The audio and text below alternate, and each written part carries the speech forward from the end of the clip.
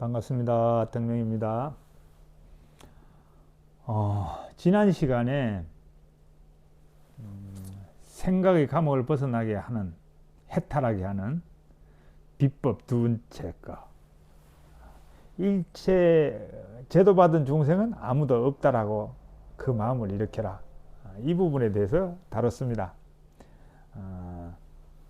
일체 중생, 제도받은 중생 아무도 없다라는 것은 결국 이제 그 중생이 진짜 없는 게 아니고 실체에서 존재하는 그런 존재는 없다. 그거라고 그랬잖아요. 그래서 이제 그 눈에 보이는 저 존재가 꿈과 환상, 물거품, 그림자 같은 게 있어갖고 번개 같은 존재. 그렇게 보는 게 반야적 안목을 가지고 보는 거. 법안이라 그랬죠. 그렇게 볼 때 그것이 이제 계속 우리 마음속에서 그런 안목으로 세상을 보면 뭐라 그럴까, 아상, 이상, 중생에서 생길 수가 없는 거죠. 그 안목이 바깥으로 가면 그 법상이거든. 안으로 가면 그게 아상, 이상, 중생, 수자상이 되는 거고. 근데 모든 우리는 이제 그 안목을 가지고 안 보기 때문에 그냥 우리 육안 중심을 보니까 이 육신 안에 뭐 나라고 하는 변하지 않는 실체가 있을 거라고 보잖아요. 그게 아상이잖아요. 뭐 아상이 내나 그게 다 그거고, 바깥으로 볼 때 저쪽도 그런 안목으로 안 보기 때문에, 제 안목을 안 보기 때문에 실체하는 존재로 보잖아요. 그래서 건강계에 제일 중요한 거는 모든 거는 꿈과 환상, 물거품, 그림자 같은 이슬같이 번개같이 보라는 그 지혜의 안목, 그 통찰을 하는 거죠. 통찰을 해서 통찰을 계속 지니고 나가면 이런 상들이 떨어져 나간다. 그 이야기를 했잖아요. 그 이야기를 했는데 이번 시간에는 그 한국 불교 내에서 그 상이라고 하는 이 사상, 이게 굉장히 중요하게 다루고 있어서 제가 이제 좀 짧게 저번 시간에 다룬 것 같아가 오늘 조금 더 보충해서 다뤄보고 싶어서 이거 가왔습니다. 이야기거리를. 우리가 절에 가면 그런 말 하잖아요. 아, 저 사람 아상이 너무 높아. 이런 말. 그죠? 고집 세고 막 자기 주장 강하고 이러면 아상이 너무 높아. 이러잖아요. 그죠? 그리고 또, 야, 상 좀 내려놔. 뭐 이런 말. 그죠? 상 비워. 뭐 이런 말. 그런 말 많이 하잖아요. 그러니까 이제 우리 한국 불교 내에서 그 아상, 상이라고 하는 이 언어는 굉장히 중요하게 다뤄지고 있는, 그거에 자기 공부를 평가하는 척도도 되고 다른 사람을 보는 그 평가하는 척도도 되고 그래요. 그래서 이제 굉장히 중요하게 다루게 되는데, 이 상이 왜 그리 중요하게 됐을까? 제 생각에는 그거는 그 육조 해능선사 때문에 그렇지 않을까 이렇게 생각해요. 왜냐고요?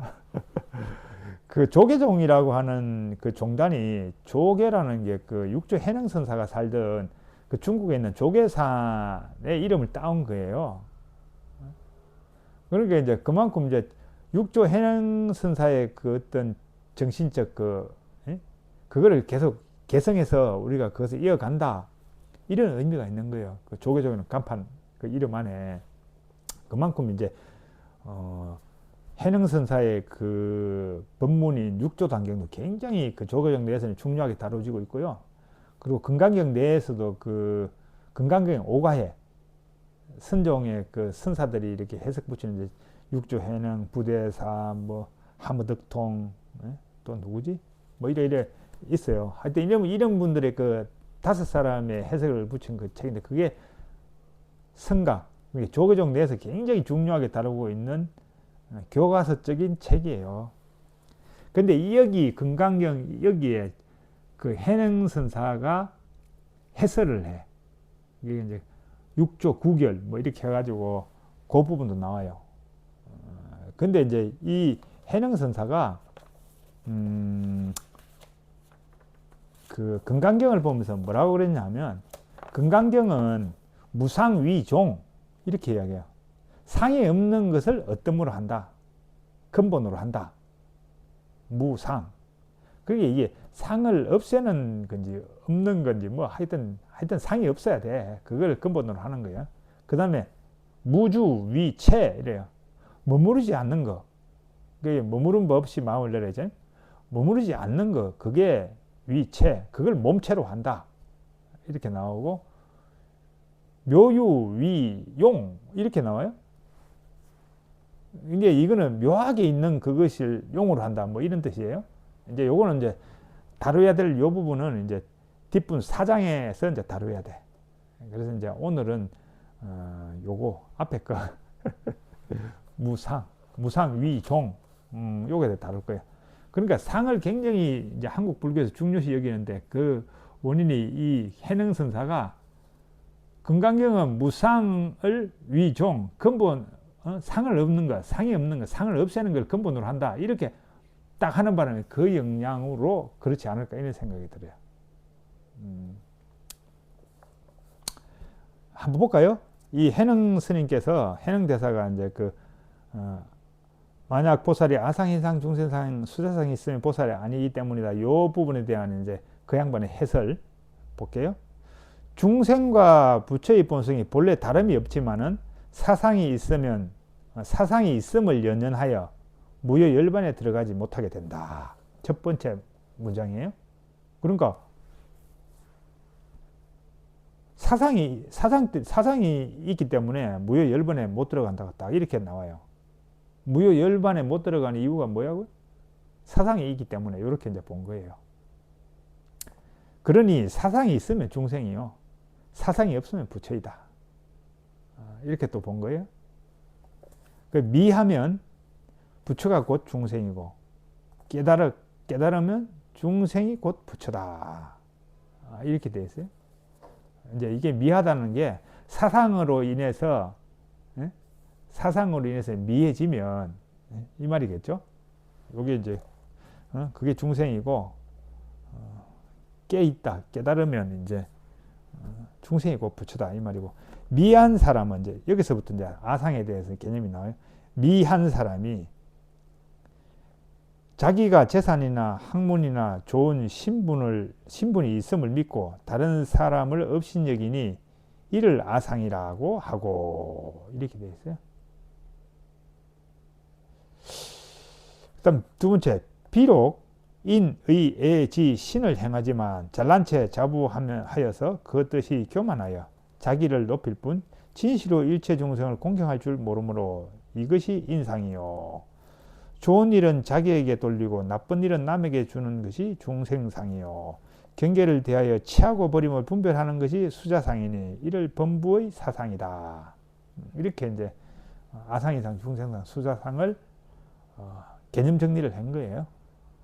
그리고 또 이제 수행하는 사람에게도 사상이 있으니 마음에 능과 소가 있어서 이게 마음의 주관과 객관을 이렇게 나눈다 그거죠. 있어서 중생을 업신여기는 것이 아상이요. 자기가 계율을 지키고 뽐내서 파괴한 자를 업신여기는 것이 인상이요. 사막도의 고통을 받는 것을 싫어하여 하늘에 태어나기를 원하는 것이 중생상이요. 마음에 오래 사는 것을 좋아하여 부지런히 복받을 일을 행하여 온갖 집착을 잊지 않는 것이 수자상이다. 이러한 사상이 있으면 중생이요. 사상이 없으면 부처인 것이다. 요렇게 이제 요 부분을 딱 해설을 했어요. 이게 사상이 있으면 중생, 사상이 없으면 부처. 이제 요렇게 딱 개념을 정리한 거예요. 그러니까 이게 뭐냐면 중국 원래 이제 그랬잖아요.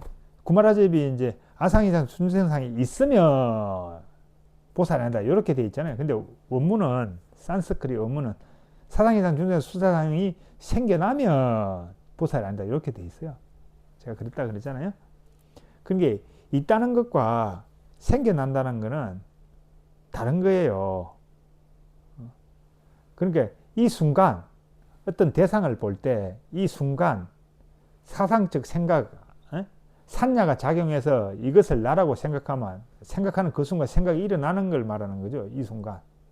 그러면 내가 늘 갖추진 게 아니고 어떤 걸 하다가 그런 생각이 일어나면 그 말이 생겨나면 그럼 보살이 아니다 이 말이거든. 근데 있으면은 이제 여기에 딱 갖춰져 있으면 이 말이거든. 그래서 조금 달라요. 그래서 제가 한번 그림을 그려와 봤는데 보이세요? 이게 이제 우리 본래 청정심이거든. 여기는 아상이상, 중생상, 수자상이 없어요. 그런데 이제 살아오면서 아상, 인상, 중생상 이런 것들이 이게 꾹 쌓여 있는 거야. 꾹꾹 눌러서. 그러니까 뭐 대상을 볼 때 이걸 통과해서 이렇게 가는 거야. 인식하는 거야. 그래서 이게 있다고 생각하는 거야. 그래서 이제 수행을 통해서 이걸 하나씩 제거해야 된다고 보는 거예요. 아상, 인상, 중생상, 수자상. 아상이 없어야 부처가 되니까 아상을 없애야 된다고. 이렇게 생각하는 거예요. 인식이 이제 이렇게 지금 해능 스님의 이 해설에도 보면 이제 그렇게 보는 거예요.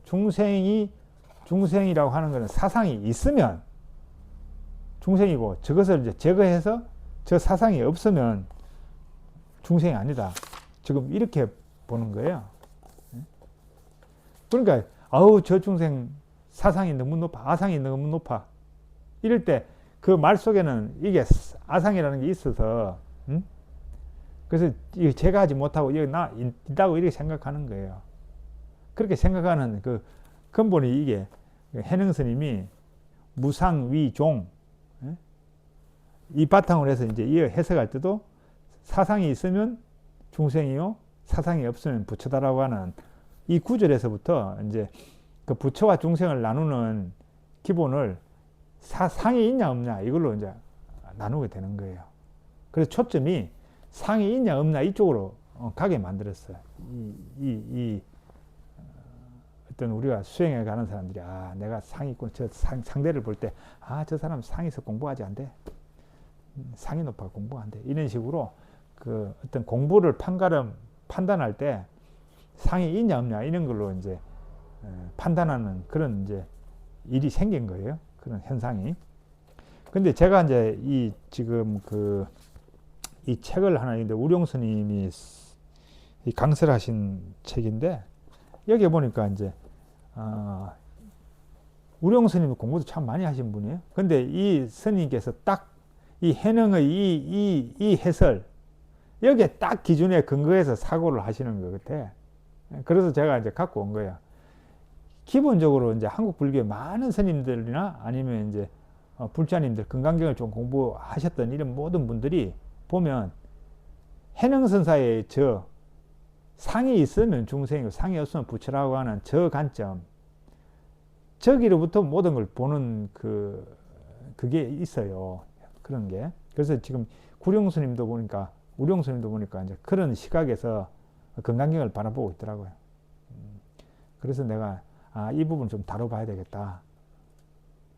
아마 여기에 지금 이 강의를 듣고 있는 우리 부부님들 중에서도 이 불교 공부를 할 때는 이 상을 비워야 되고 상을 없애야 돼. 그러면서 초점을 상을 없애는 쪽으로 초점을 맞추고 계신 분들이 있지 않을까 싶어서 왜냐하면 그 해능선사의 그 영향을 받은 많은 한국 스님들이 보면 대화 속에서 말 속에서 나와 상을 없애야 된다 이런 게 나오거든요. 그거 영향을 받으면 공부를 해서 이 상을 없애야 되는구나. 상을 없애야지. 이렇게 이제 생각한단 말이에요. 그러면서 자기가 뭘 했어. 그러면 내가 이거 인상이네. 이 인상 이거 없애야 되는데. 이렇게 되는 거예요. 아상 이거 내가 지금 이런 행동은 아상에서 나온 거구나. 이 아상을 없애야지. 이렇게 이제 생각하는 거예요. 그래서 제가 이제 요걸 읽으면서 이 스님의 어떤 그런 시각들에 뭐가 문제가 있는지 한번 이야기를 나눠보려고 해요. 한번 읽어가면서 해볼게요. 아상인상, 중생상, 수자상 이 넷은 사상이라고 하며 이 사상이 없어야 무상보리를 이루는 대보살이나 부처가 될 수 있습니다. 그렇죠? 지금 이 내용은 사상이 없어야 부처가 된다 이 말이죠.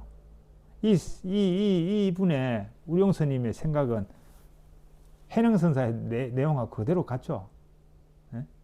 사상이 있으면 중생이고 사상이 없으면 부처다. 네? 그죠?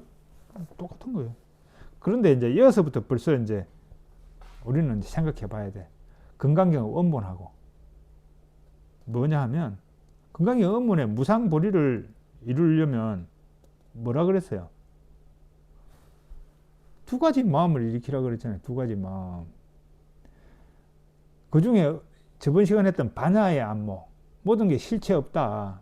모든 게 공하다. 에? 안과 밖이 다 공하다. 실체 없다. 그냥 인연 따라왔다. 인연 따라 가는 거다. 이런 반야의 안목을 탁 지니면, 그래서 그게 떠나지 않으면 산야가 접근을 못해. 상이 접근을 못해. 나라고는 생각이 안 일어나. 에?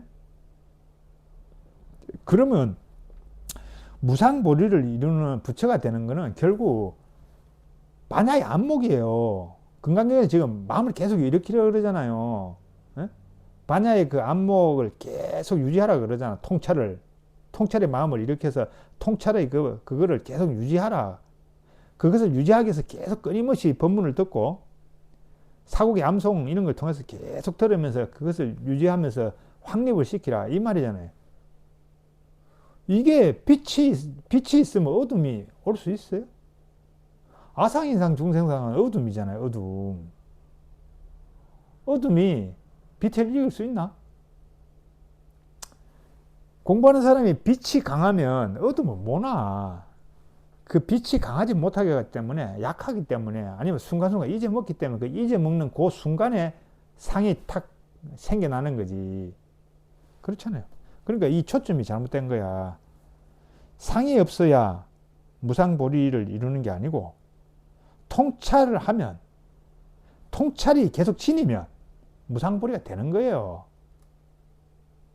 통찰을 지니면 상이 생겨나지를 않는데. 그게 제가 저번에 말씀드린 6장에 나와 있는 그거잖아요. 반야를 지닌 자는 아상이상 수자상이 생기지 않는다. 반야와 산야, 상은 반대예요, 반대. 반야가 강하면 산야는, 이 상은 그냥 꼼짝 못해. 빛이 강하게 내리쬐면 어둠은 그냥 없어지는 거야, 그냥. 왜? 원래 없던 거기 때문에.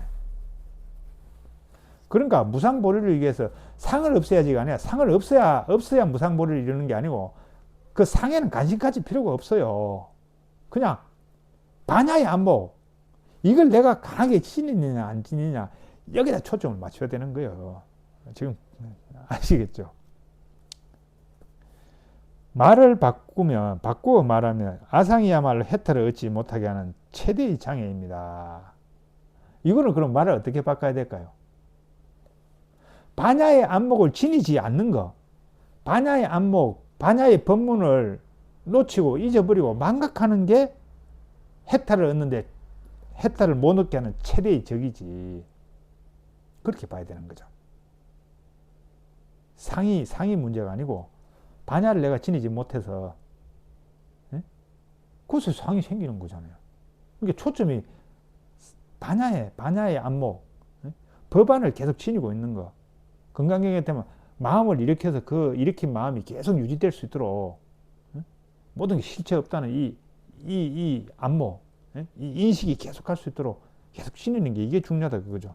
그러므로 사상이 없는 부처님께서는 무수 무변의 중생의 열반의 세계를 인도하시고도 한 중생도 해탈을 얻게 하였다는 생각을 하지 않으시는 것입니다. 이렇게 생각하세요. 보통 스님들. 사상이 없다. 부처님께서는 사상이 없기 때문에 그렇게 많은 중생을 구제하시고도 구제한 중생은 없다고 생각한다. 이렇게 이야기하세요, 진짜. 근데 맞나요? 아니잖아요. 부처님께서는 모든 게 실제 없다는 반야의 안목이 강하게, 그 빛이 태양처럼 강하게 비추기 때문에 거기에는 상 자체가 붙을 수가 없어. 그러니까 초점이 상이 없는 부처님께서가 아니에요. 늘 반야의 안목을 강하게 쥐고 있는 부처님께서는 모든 게 실체 없다는 그 인식, 제 인식, 그걸 계속 지니고 있는 부처님은 일체 중생을 구제하고 나도 당연히 중생을 구제했다는 생각이 안 일어나지. 왜냐하면 중생 그 실체가 없는 걸 늘 지니고 보기 때문에. 초점이 그렇게 가야 되는 거예요. 그럼 또 이게 보세요. 그럼 사상을 구체적으로 어떤 것인가?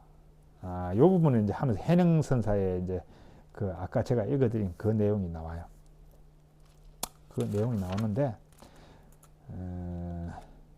제가 아까 읽어드렸으니까 그 부분은 빼고 볼까요? 마지막 구절에서 사상이 있으면 중생이요 사상이 없으면 부처님이다 라고 하셨습니다. 이 말씀은 마음이 미하면 중생이요 마음을 깨달으면 곧 부처라고 하신 것과 그대로 통합니다. 마음이 미하면 중생이요 마음을 깨달으면 곧 부처다. 요거는 요 우령 스님이 조금 제가 아까 읽어드린 그 해설본하고 좀 달라서 요 부분은 그냥 넘어갈게요. 말이 길어지니까. 그렇다면 무엇이 있을 때 마음이 미하게 되고 무엇이 없어질 때 깨달음의 마음이 모습을 나타내는가? 이게 무엇이 있을 때 마음이 미하게 되고 마음이 미해지는 그는 뭐 때문에 그렇다 이 말이에요. 뭐 때문에 그럴까요? 이렇게 말하는 거예요. 다 알고 계시겠지만 그 무엇은 바로 아상이상 중에 수자상입니다. 그거예요. 마음이 미해지는 이유는 사상이 있기 때문에 그렇다 이거고 마음이 미하지 않고 깨달음으로 가는 이유는 사상이 없기 때문에 이렇게 보는 거예요. 그래 사상의 중심이 되어 있는 게 초점이. 왜냐하면 무상위 종으로 딱 해능스님이 딱 박아놨기 때문에 그 위주로 이제 보시는 거예요. 그러면서 부처님께서는 사상이라는 그릇된 마음을 항복받아야 위없는 깨달음을 성취한다고 하셨습니다. 이렇게 봤죠. 그러니까 우룡스님 입장에서는 그 구마라접 스님이 이와 같이 그 마음을 항복받을지니라 이러면서 나왔잖아요. 그러니까 그 마음을 항복받을 이거는 아상이상 중세상의 그 마음을 말하는 거예요. 이 스님은 그렇게 파악한 거예요. 그런데 그것도 대부분의 구마라접 스님의 번역한 그 금강경을 읽는 분들은 대부분 그렇게 생각해요. 아상이상 중세상 이거를 그랬더니 이 마음을 항복받아야 된다 이렇게 생각하세요. 그래서 사상을 없애어 그 마음을 항복받아라. 아상인상 중생 수자상 없이 살아가라. 그렇게 살면 위없는 깨달음을 저절로 이루어질 것이다. 이렇게 이제 나와 있죠. 그러니까 사상이 없는 삶을 살아라. 이렇게 나와 있어요. 근데 이제 여기 보면 이 스님도 사상이 없는 삶이 어떻게 살아가는 삶인지 그게 더 안 나와. 그냥 집착 없이 살아라. 이렇게 나와. 집착이나 사상이나 그걸 어떻게 없애야 되는지에 대한 그건 없어요. 근데 우리가 이제 산스크리트 금강경을 보면 딱 답이 나오잖아요. 사상이 없으려면 어떻게 해야 돼요? 통찰. 모든 게 실체 없다. 여기도 이게 나라와는 실체가 없다. 저쪽도 저게 실체가 없는 마음속의 흔적. 꿈과 환상 물거품 그림자 같은 게 있어갖고 번개 같은 거. 이쪽도 꿈과 환상 물거품 그림자도 있어갖고 번개 같은 거.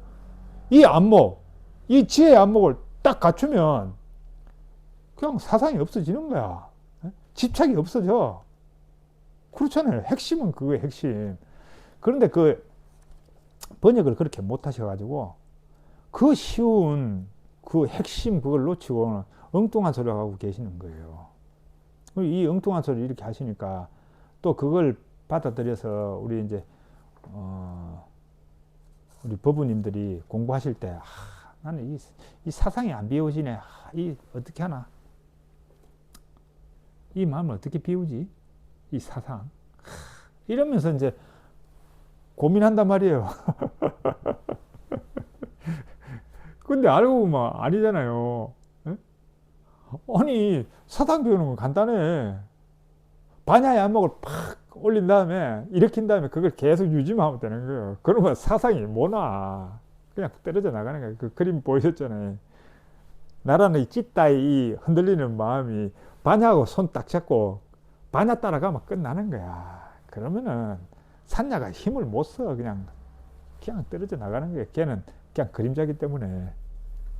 그죠? 그래서 이제 저는 해능 스님의 무상위종, 무주위체 이거 잘못됐다고 봐요. 오히려 통찰 위종, 예? 실체 없다는 건 통찰하는 것이 근본으로 하고, 금강경은 지금 그 이야기를 하고 있거든. 지금 3장에서 그 이야기를 하고 있잖아요. 예? 계속 그 마음을 일으키라고. 통찰, 모든 게 실체 없다는 그 마음을 일으켜야 된다고 그러잖아요. 그래, 그걸 중심에 놔야지. 그래서 통찰 위종. 예? 그러려면 자동적으로 체는 뭐가 돼? 무상위체가 되는 거야. 상이 안 생겨. 그냥 비워지는 거예요. 비워져 있는 상태야. 그러니까 통찰 텅빔이 되는 거지, 그냥. 통찰 텅빔이 되면 집착이 안 일어나요. 머무르는 게 없어. 그냥 자동적으로 그렇게 가는 거예요. 아무튼 그래서 이제 통찰 위종이 돼야 돼. 예? 그럼 무상 위체가 되는 거고. 저는 이제 무상보다는 저는 텅빔이라는 말을 쓰기는 좋아하는데, 아무튼 그렇게 돼야 돼. 그래서 우리가 공부할 때 이제 공부하는 초점을 사상을 없애야지 이렇게 두지 말고, 내가 법안, 이 통찰, 부처님의 안모, 이것을 일으키고 내가 잘 유지하고 있냐, 잘 안 되고 있을 때, 난 또 이 통찰, 이 마음, 꿈과 환상, 물품, 그림자한테 있어갖고 번개같다라고 하는 이 금강경의 핵심 법문, 통찰의 안모, 이것을 계속 내가 유지하고 있는지. 만약에 유지가 잘 안 된다 그러면 어떻게 해?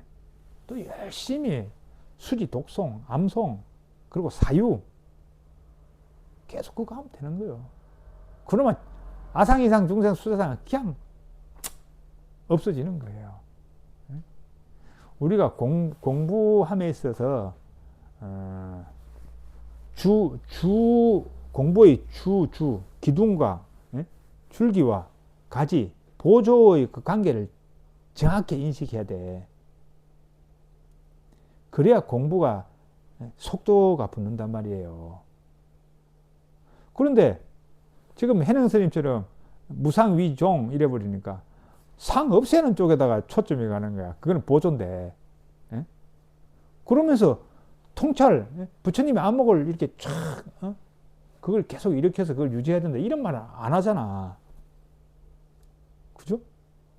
그러니까 주객이 전도됐어. 보조와 중심이 잘못된 거예요. 그러니까 공부를 해도, 노력을 해도, 노력한 만큼 한마디로 이제 효과가 안 나타나는 거지.